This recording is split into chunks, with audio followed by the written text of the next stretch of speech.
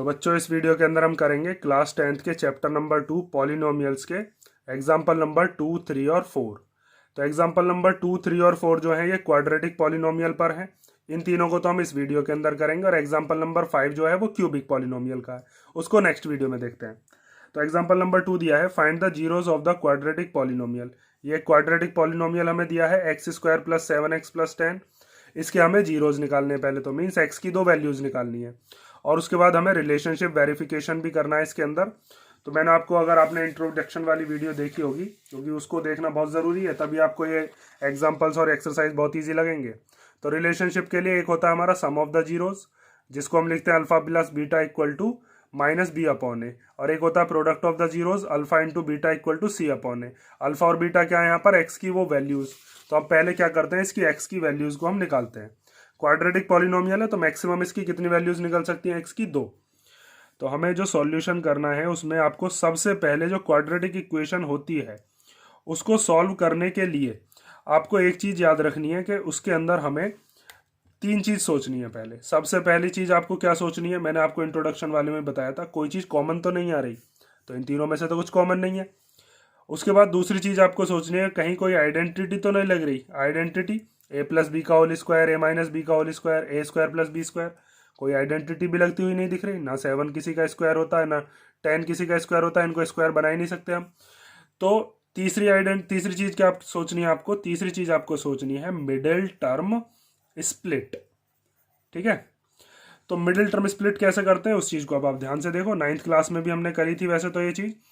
तो x² ऐसे लिख लोगे प्लस ये 7 मिडिल वाली टर्म है, इसको हम छोड़ देंगे ऐसे ही। ये जो x है इसको ले जाएंगे यहाँ पर और इक्वल टू में 10। ठीक है, सॉरी इक्वल टू कह रहा हूँ, प्लस में 10 लिख दिया। अब आपको क्या करना होता है, यहाँ पर x² का कोफिशिएंट देखना होता है। जैसे यहाँ पर तो x² का कोई कोफिशिएंट नहीं है तो क्या मानेंगे हम, 1। और लास्ट वाली जो कांस्टेंट टर्म है ये, इन दोनों की करते हैं मल्टीप्लीकेशन। तो 1 की और 10 की मल्टीप्लाई करते हैं। तो मल्टीप्लाई करेंगे जब हम 1 की और 10 की तो क्या आएगा, 1 10 या 10 ही होता है।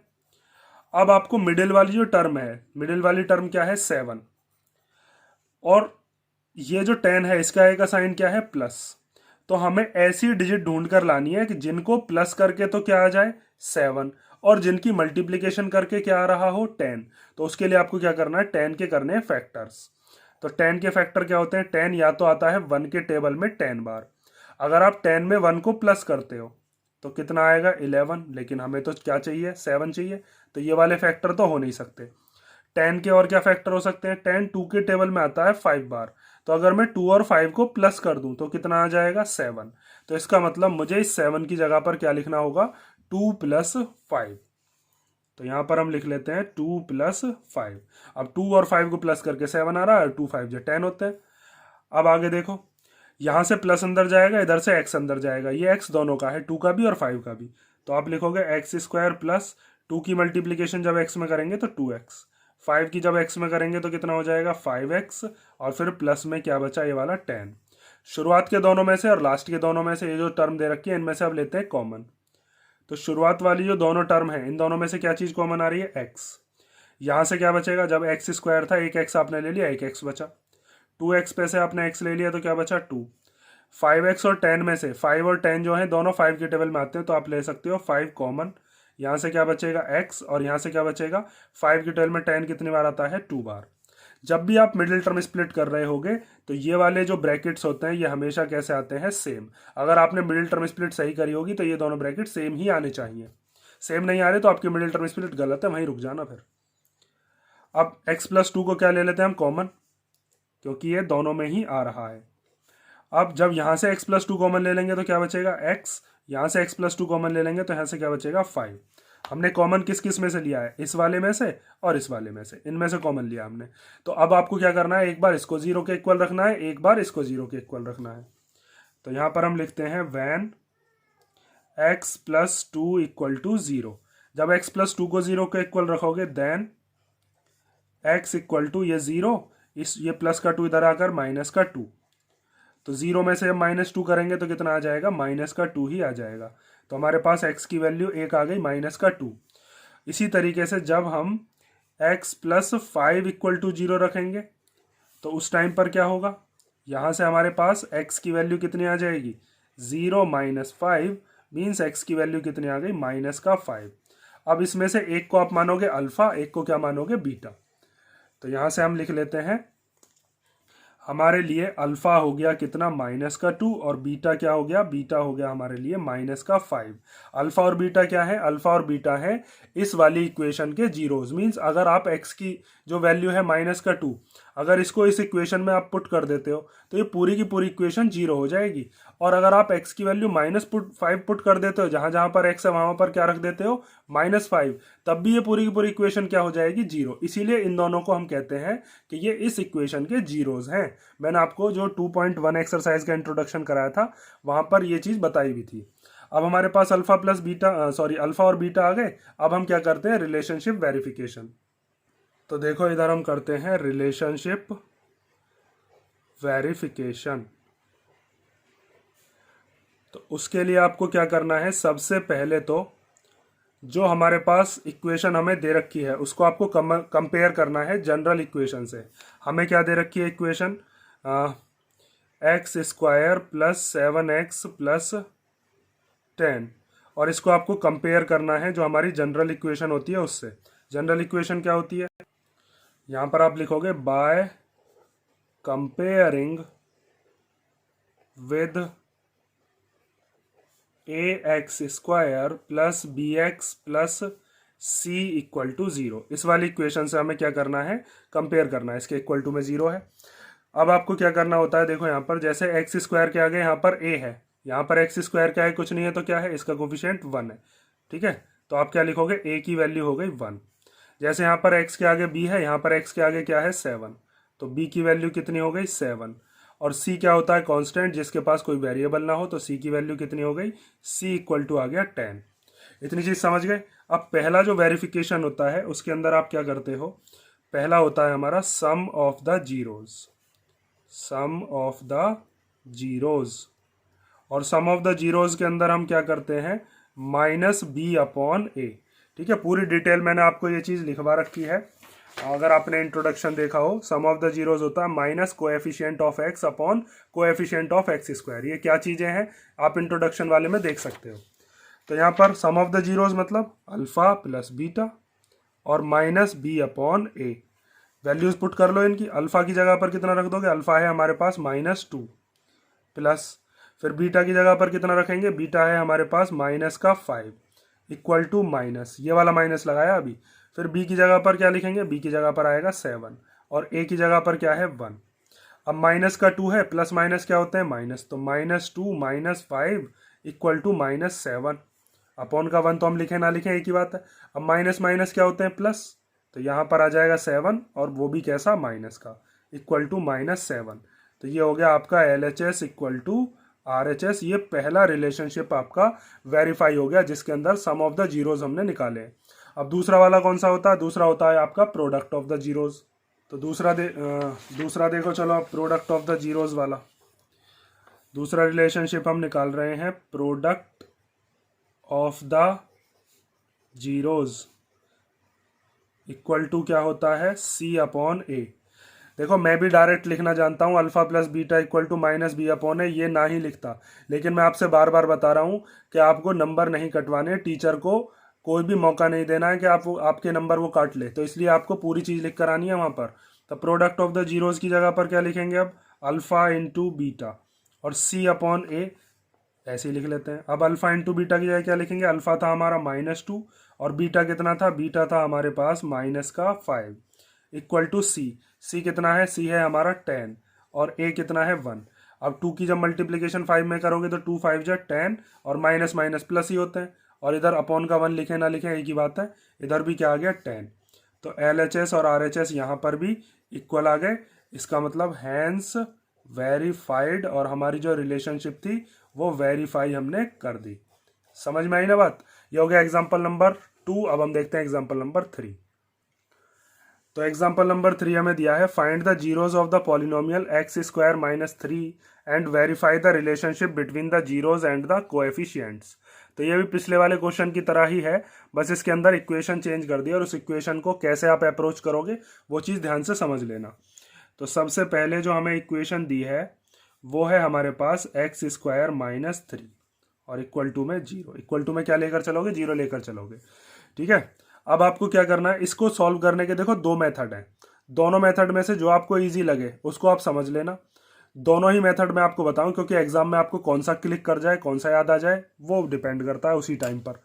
तो आपको मैंने सबसे पहली चीज बताई थी कि कोई भी क्वेश्चन को सॉल्व करने से पहले आपको देखना है कोई चीज कॉमन आ रही है, कॉमन तो नहीं आ रहा। दूसरी चीज क्या बताई थी? आइडेंटिटी। इसमें आइडेंटिटी लग सकती है।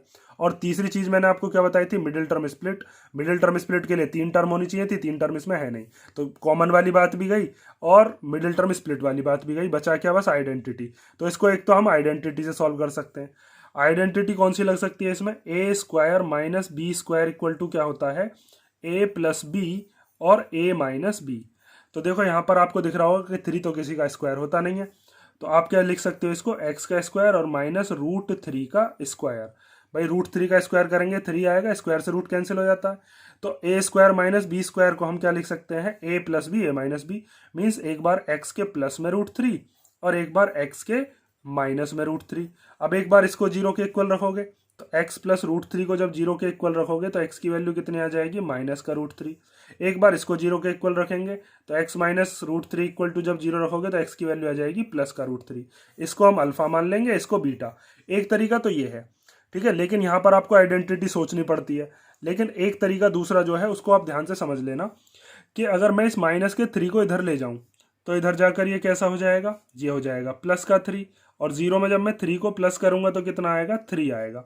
इधर से मैं स्क्वायर हटाकर इधर क्या चढ़ा सकता हूं? रूट। ठीक है, और रूट के बाहर में कैसा लिखूंगा? प्लस और माइनस दोनों। मतलब x की जो वैल्यू हो सकती है ना, वो प्लस का रूट 3 भी हो सकती है और माइनस का भी। अब ये प्लस और माइनस हम क्यों लगाते हैं, इस चीज को ध्यान से समझ लो, क्योंकि ये वाला जो मेथड है ना ये ईजी है। इस मेथड के अंदर हम क्या काम करते हैं, देखो अगर मैंने आपको ये कह दिया कि भाई रूट 9 बताइए किसका होता है, रैंडमली एक नंबर ले लिया है रूट 9, तो रूट 9 आप कहते हो कि जी 3 का होता है, क्योंकि रूट 9 के अंदर आप क्या लिखते हो? 3 मल्टीप्लाई 3, 3 के पेयर बन गए। तो जब 3 के पेयर बन जाते हैं तो हम बाहर निकाल लेते हैं। लेकिन आपको क्या पता कि रूट 9 के अंदर प्लस के ही 3 होंगे? भाई रूट 9 को मैं ऐसे भी तो लिख सकता था -3 मल्टीप्लाई -3। अब भी तो 9 3 3 जा कितना होएगा? 9, और माइनस माइनस क्या हो जाएंगे? प्लस। तो हमें पता नहीं होता रूट के अंदर प्लस वाला 3 है या माइनस वाला 3 है। इसीलिए हम क्या करते हैं, जब रूट 9 को हम लिखेंगे बाहर निकाल कर तो लिखेंगे +-3। तो ऐसे ही जब भी आप स्क्वायर हटाओगे, रूट चढ़ाओगे, तो वहां पर दोनों वैल्यूज लिखी जाती हैं, प्लस की भी और माइनस की भी।